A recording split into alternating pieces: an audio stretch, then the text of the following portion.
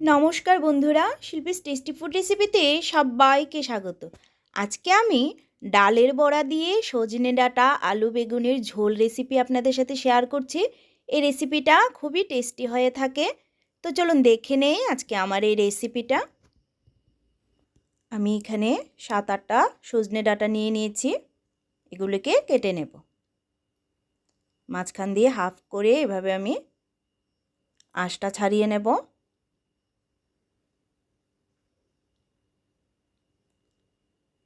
আঁশটা ছাড়িয়ে একটু লম্বা লম্বা করে এভাবে কেটে নিচ্ছি।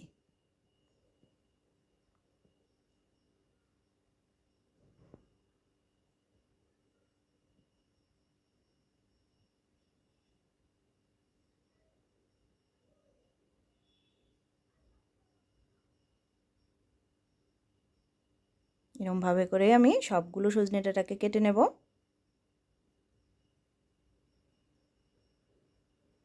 আপনারা এই কাজটা বটি দিয়েও করতে পারেন।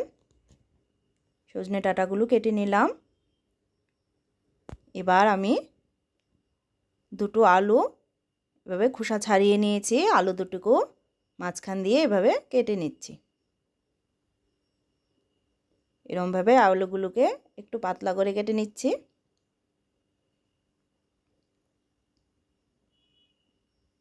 আলুগুলো কেটে নিলাম। এবার এগুলোকে একটা বাটিতে জল নিয়ে নিয়েছি, এটাতে নিয়ে নিচ্ছি। জলে না রাখলে আলুগুলো কালো হয়ে যাবে।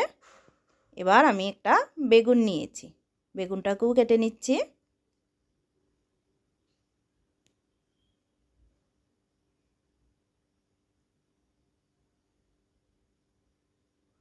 এরকমভাবে আমি লম্বা করে পিস করে বেগুনটাকে কেটে নিলাম।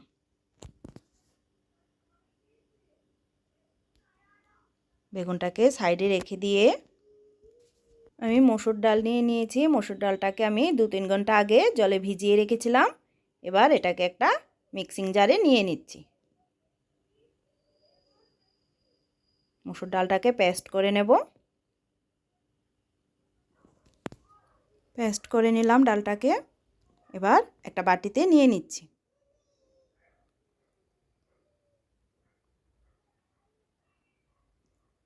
ডালটাকে একটা বাটিতে নিয়ে তার মধ্যে আমি পরিমাণ মতো নুন দিয়ে দিলাম, সামান্য হলুদ গুঁড়ো, আর দিচ্ছি একটু কালো জিরে, আর একটা কাঁচা লঙ্কা কুচি করে দিয়ে দিলাম। এবার সব কিছু দিয়ে ডাল বাটাটাকে মেখে নিচ্ছি।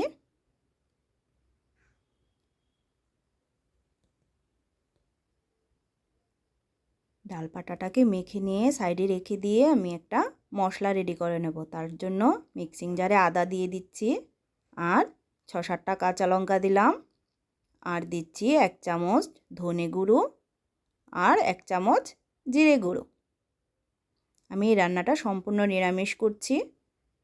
এবার একটু জল দিয়ে এটাকে পেস্ট করে নেব। পেস্ট করে আমি রান্নায় চলে যাই। এবার কড়াই বসিয়ে তাতে তেল দিয়ে দিচ্ছি। তেলটা গরম হয়ে গেলে তার মধ্যে আমি ডালের বড়াগুলো বানিয়ে নেব।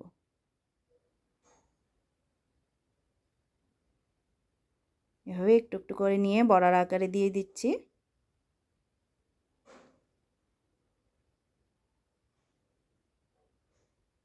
ডালের বড়াগুলোকে উল্টে পাল্টে ভেজে নিচ্ছি।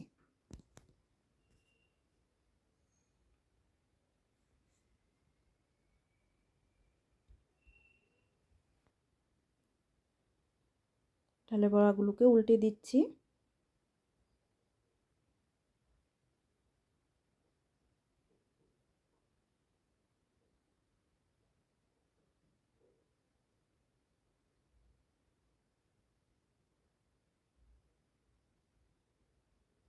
আমি মসুর ডাল দিয়ে করছি, আপনারা যে কোনো ডাল দিয়েই বড়াটা করতে পারেন।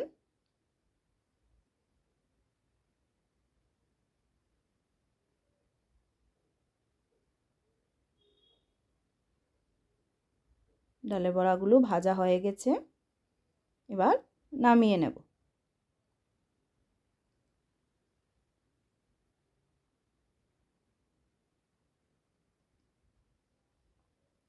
ডালের বড়াগুলো নামিয়ে এই তেলে আমি আলুগুলো দিয়ে দিচ্ছি।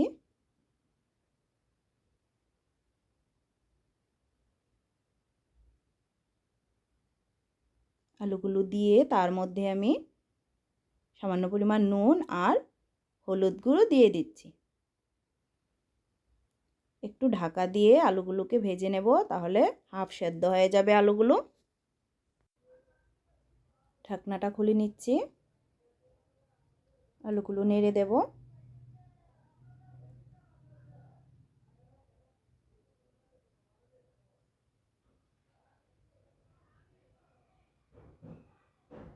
ভাজা ভাজা হয়ে গেছে আলুগুলো, এবার নামিয়ে নেব।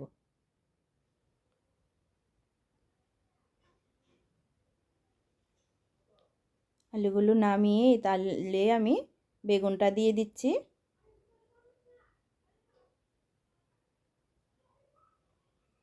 বেগুনটাকে উল্টে পাল্টে ভেজে নেব।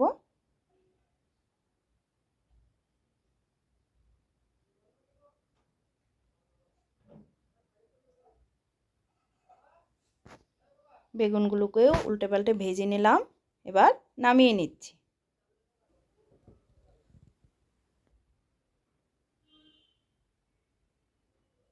বেগুনগুলোকে নামিয়ে আমি সজনে ডাঁটাগুলো দিয়ে দিচ্ছি। সজনে ডাঁটাগুলিকেও 1 মিনিট সতলে নেব।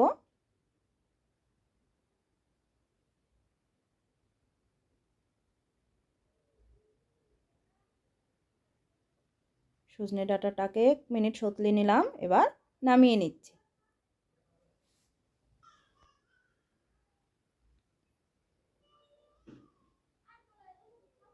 সজনে ডাঁটাগুলো নামিয়ে নিয়ে কড়াইয়ে আর একটু তেল দিয়ে দিচ্ছি।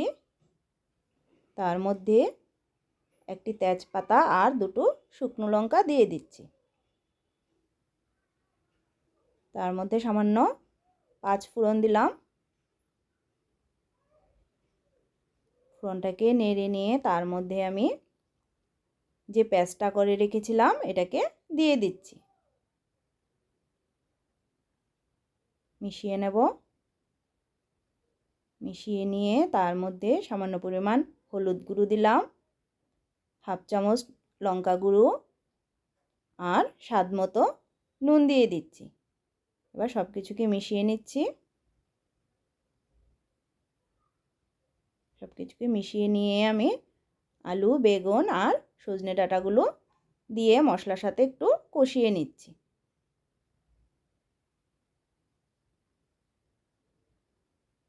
মশলার সাথে আলু বেগুনগুলোকে কষিয়ে নিয়ে আমি এটাতে গরম জল দিয়ে দিচ্ছি। আমি এখানে গরম জল ব্যবহার করেছি। মিশিয়ে নেব।